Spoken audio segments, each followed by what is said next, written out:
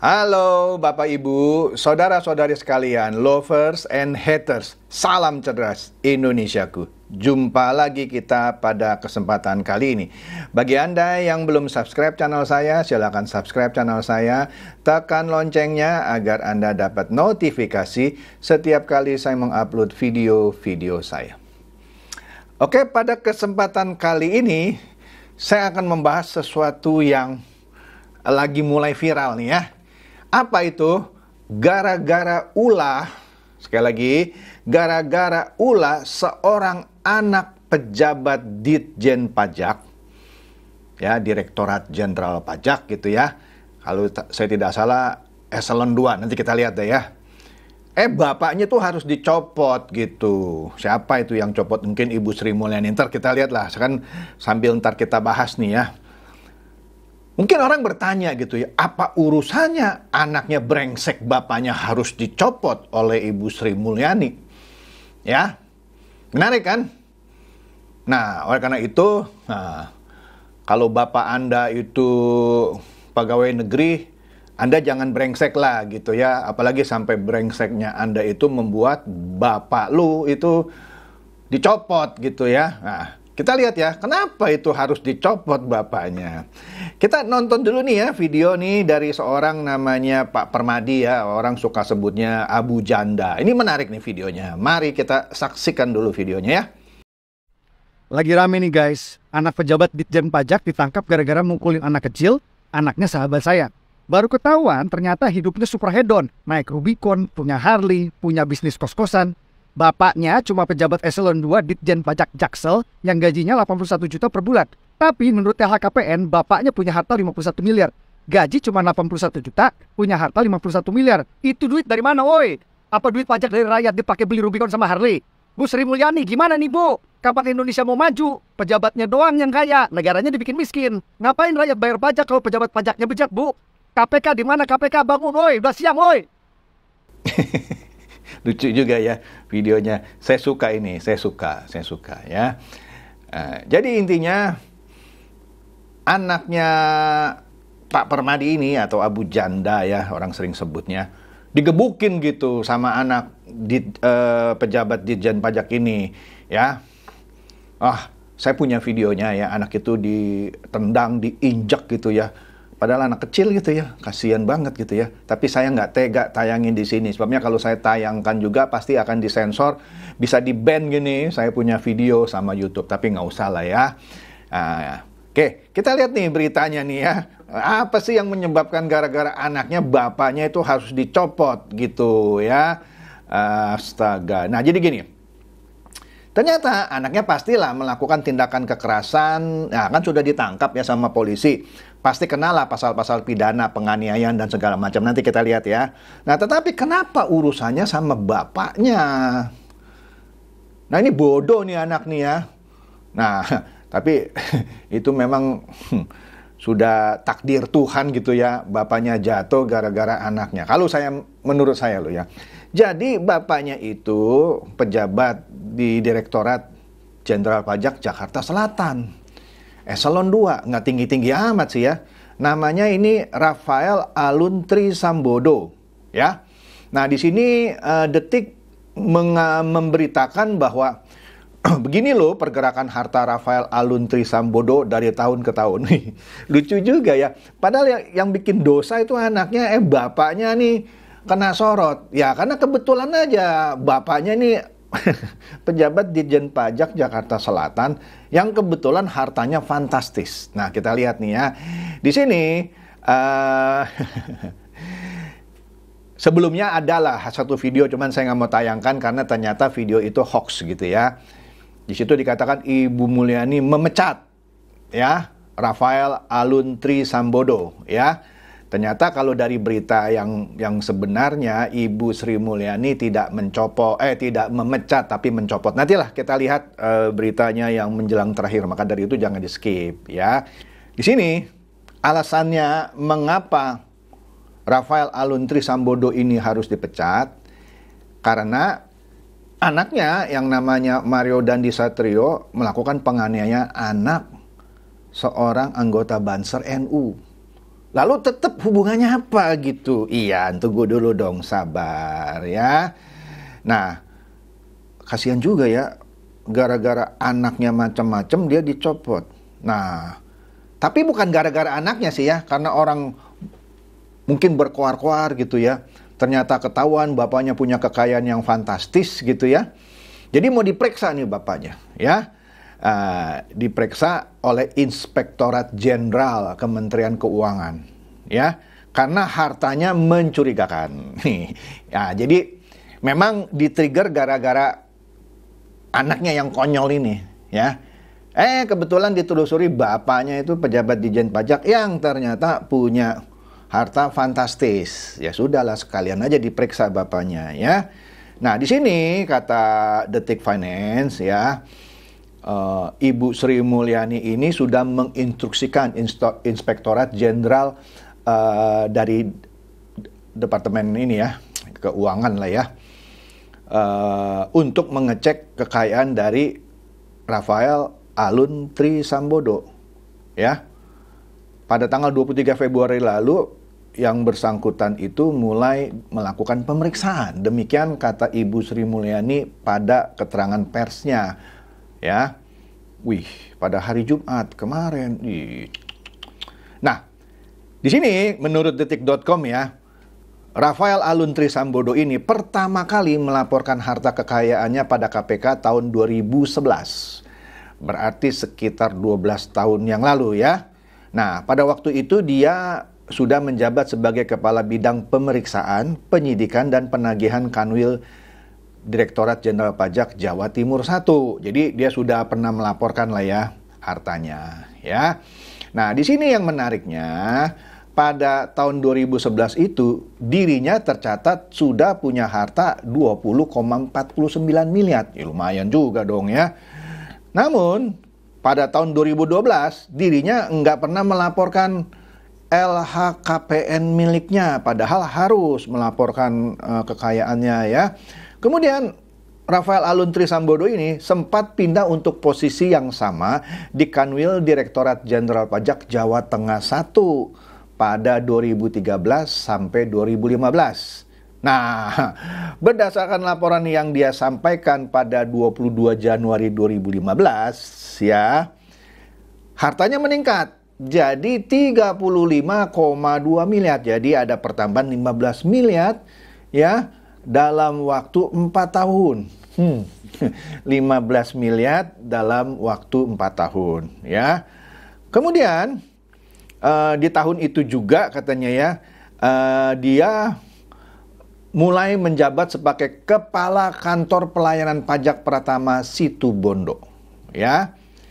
Nah, jadi kemudian dia melaporkan kekayaannya lagi menjelang akhir 2015 memiliki harta kekayaan 39,3 miliar. Menarik ya? Nah, jadi pertumbuhannya lumayan kan ya? Kekayaannya ya. Apalagi dia pindah lagi sebagai Kepala Kantor Pelayanan Penanaman Modal Asing 2. Wih. Ya tadi dengan harta 39,8 miliar ya. Kemudian di tahun 2017 ya, hartanya bertambah menjadi 41,4 miliar. Kemudian pada tahun 2018 naik lagi kekayaannya 44,08 miliar. Ya, terus nggak berhenti itu katanya ya. Harta kekayaan miliknya tercatat terus mengalami peningkatan hingga tahun 2019 naik lagi gitu ya. Ya, tapi naiknya nih waktu 2019 nggak banyak lah ya. Cuma naik beberapa ratus juta ya. Kemudian Rafael Alun Trisambodo ini diangkat menjabat sebagai Kepala Bagian Umum di Kanwil Direktorat Jenderal Pajak Jakarta 2. Ya, hingga akhirnya dia dicopot ya. Dan saat ini kekayaannya dia punya 56,1 miliar. Asik ya, enak juga loh kalau kerja di Direktorat Jenderal Pajak nih ya. Kenapa saya nggak dari dulu kerja di Direktorat Jenderal Pajak? Nyesel juga saya nih. Aduh, nah Di sini KPK mulai masuk nih ya. KPK nih menurut CNN dia mulai masuk mengusut sumber lonjakan harta kekayaan dari Rafael, ayahnya Mario nih, yang sudah jadi tersangka penganiayaan ya. Nah, jadi Komisi Pemberantasan Korupsi atau KPK mulai bergerak mengklarifikasi katanya harta pejabat pajak Rafael Alun Trisambodo ini ya. Ya, ayah dari Mario Dandi Satrio, tersangka penganiayaan anak pengurus GP Ansor ya. Katanya KPK tidak menutup kemungkinan untuk memanggil Rafael ini ya. Ya. Nah, Rafael Alun ini yang tadi sesuai dengan berita sebelumnya, sekarang ini dia merupakan Kepala Bagian Umum Direktorat Jenderal Pajak Kementerian Keuangan Kantor Wilayah Jakarta Selatan 2. Dan sudah dicopot sekarang oleh Ibu Sri Mulyani ya. Wih, menurut laporan harta kekayaan punya harta kekayaan 56,1 miliar ya. Mungkin sesuai dengan videonya Pak Permadi tadi ya. Nah, jadi Deputi Pencegahan dan Monitoring KPK Pahala Nainggolan menyatakan profil dan kekayaan dan harta kekayaannya maksudnya ya dari Rafael ini nggak cocok. Seperti yang Bapak Permadi tadi katakan, gajinya 81 juta. Asumsi benar deh ya. Ini saya ambil pakai matematik sederhana ya. Maksudnya Pak Permadi begini mungkin. Lu gaji cuma 81 juta. Umpama dah gaji lu 1 rupiah pun lu nggak jajanin, lu nggak pakai gitu ya. Lu tabung semuanya. Setahun berapa? Nggak sampai 1 miliar. Itu pun dengan asumsi 81 juta itu gajinya 1 rupiah pun tidak dibelanjakan. Kali 12. Berapa? Tidak sampai 1 miliar. Tapi ini pertumbuhannya tuh luar biasa. Dari mana? Kira-kira begitu ya. Nah, ini yang akan diperiksa KPK dengan alasan profil. Nah, profil itu maksudnya iya tadi gajinya cuma 81 juta dan harta kekayaannya bisa sampai 56 miliar. Wih, dari mana duitnya? Gitu. Ya kan? Kerjanya sudah berapa tahun bisa mengumpulkan uang segitu? Apakah hasil menang saham, menang kripto, atau ikut robot trading? Nah, ini mau diperiksa kira-kira ya. Jadi mau diklarifikasi gitu. Akan dicari sumber kekayaannya dari mana? Apakah dari warisan? Nah, kalau dari warisan oke lah ya. Atau hibah? Oke lah, dari kakeknya, neneknya, atau bapaknya, nggak tahu ya. Kalau memang itu terbukti dari warisan, ya nggak apa-apa. Tapi kalau misalnya dia bilang hibah, dan hibahnya itu nggak pakai akta, kan bisa aja, oh ini saya hibah dari sini, ini. Ya, aktanya mana? Akta hibahnya. Kalau warisan jelas, orang tua ngasih, itu is oke. Tapi kalau hibah, siapa? Bisa aja hibah dari si Anu, dia menghibahkan hartanya ke saya. Mana aktanya kan? Nah, kalau nggak ada ya itu dia ya. Mana hibah, aktanya mana? Siapa yang ngasih hibah itu? Hubungannya apa sehingga bisa dikasih hibah? Ya betul lah, mesti di Uber. Betul juga ini KPK ya. Jadi kalau warisan is okay ya kan? Nah, tapi kalau hibah tapi nggak ada aktanya, nah itu masalah ya.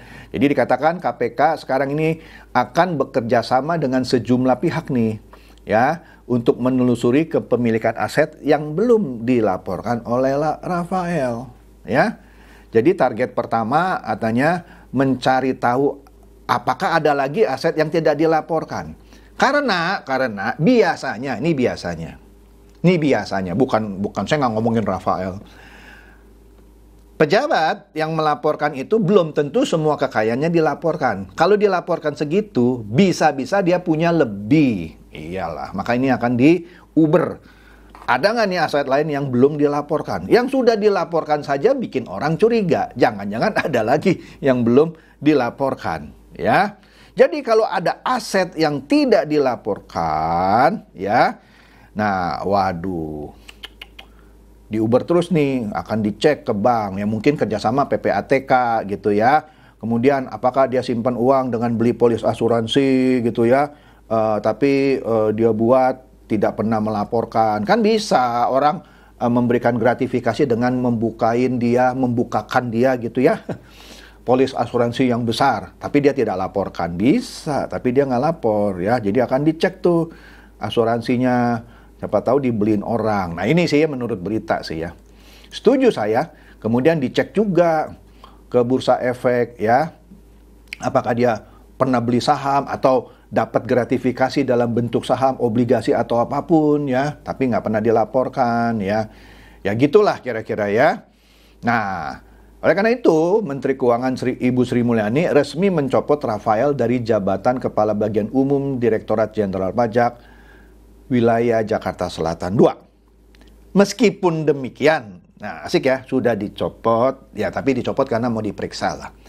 Dia tetap berstatus sebagai pegawai negeri dan tetap menerima gaji ya. Nah, Ibu Sri mengatakan pencopotan Rafael itu didasarkan pada pasal 31 ayat 1 PP 94 tahun 2021 mengenai disiplin pegawai negeri sipil ya. Nah, uniknya pencopotan ini adalah buntut dari penganiayaan yang dilakukan oleh putranya Rafael itu sendiri, yaitu Mario, terhadap seorang remaja yang namanya David. Yang sampai diinjak, ditendang, aduh kasihan tuh kalau saya lihat videonya. Dan Mario ini sudah ditetapkan sebagai tersangka dan ditahan. Ia dijerat dengan pasal 76C Junto pasal 80 Undang-Undang nomor 35 tahun 2014 tentang perlindungan anak. Ya anak kecil ditendang, diinjak gitu, aduh. Dengan ancaman pidana maksimal 5 tahun. Subsidiar pasal 351 ayat 2 tentang penganiayaan berat dengan ancaman pidana maksimal 5 tahun. Widih, ini berita keren ini ya. Nah, kemudian, nah ini dia klarifikasi dari Ibu Sri Mulyani mengenai ada video lah yang beredar yang mengatakan Rafael ini dipecat. Padahal kan dari tadi kita sudah baca ya beritanya, bukan dipecat tapi dicopot, ya kan? Nah, ya kan alasannya ya tadi ya. Karena mau dicek keseluruhannya, baik itu kode etik, ada nggak yang dilanggar, disiplinnya, aturan administratif, dan segala macam gitu ya. Jadi upaya ini dicopot supaya mempermudah pemeriksaan. Jadi kalau dia masih menjabat terus diperiksa kan pemeriksaannya jadi bertele-tele, kira-kira begitu ya. Nah inilah makanya. Akibat inilah setitik rusak susu sebelanga.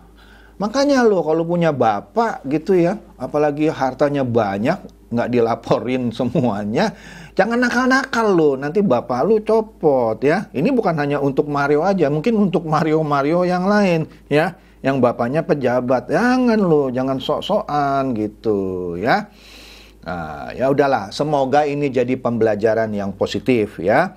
Bagi anak-anak pejabat yang tadi menurut Pak Permadi hidupnya sok hedon ya, naik Rubicon, ya lu beli dari mana itu Rubicon, naik Harley. Tadi kalau saya lihat sekilas videonya sambil naik Harley buang sampah sembarangan gitu, kayak negara ini punya bapak moyangnya gitu ya. Jadi bagus deh kalau memang ditetapkan sebagai tersangka, sebagai pelajaran gitu ya buat Mario anak pejabat lainnya. Oke, demikian saja. Semoga ini mencerdaskan dan mencerahkan. Silakan share video saya ini kepada teman-teman, sahabat, atau kerabat supaya mereka tambah cerdas dan tercerahkan. Seperti biasa, terima kasih.